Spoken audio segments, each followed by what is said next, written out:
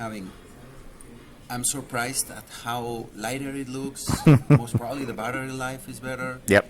And I wouldn't be surprised, as you say, in a couple of years you have like the iPhones that keep evolving, new models, slimmer, easier, faster.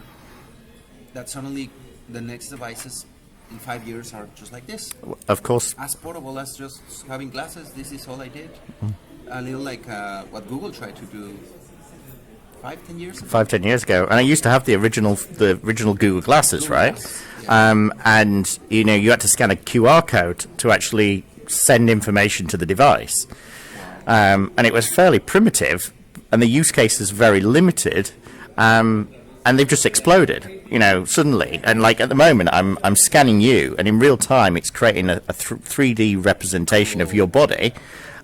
Because it understands exactly where you are as a physical item in this area. So I could literally now pick something up and drop it on you in the virtual world. You could pick it up and move it across, and it would understand the depth and your metrics.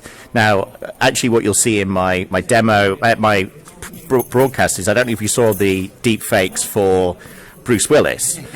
So Bruce famously went and did a German or an advert where it wasn't him, it was a deep fake. However, because he's just been diagnosed with an illness, he's now going to transfer his digital twin of himself to allow future movies to be played, like we've seen with Arnold Schwarzenegger and other things. So actually, what he's doing is he's allowing his digital twin of himself to allow him to carry on doing movies, be directed by other people.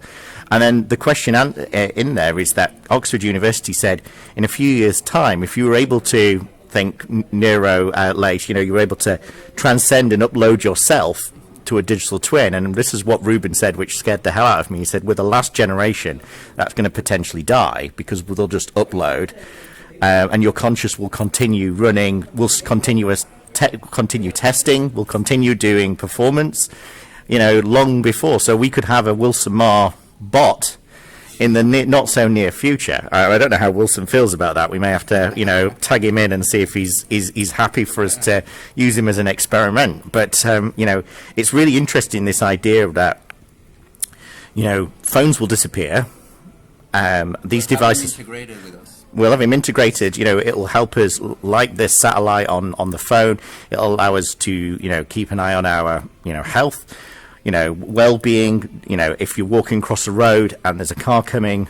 So I do another demo which I'm running on my session is back in CES in January. We launched the first ever Car2X and autonomous vehicle radar emulator.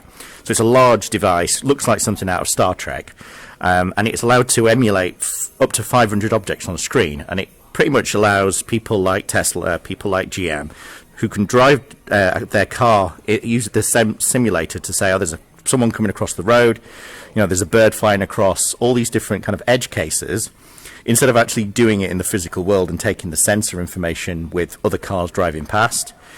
Now, what was interesting with the demo is we've got a 3D rendering of the street where it's going down. You can see the car scanning all the road and the pedestrians like we know Tesla can do.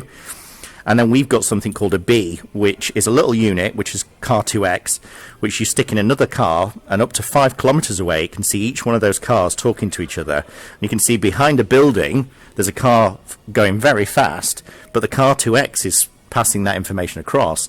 And even though the car can't see it, it's braking here just in case this car goes through.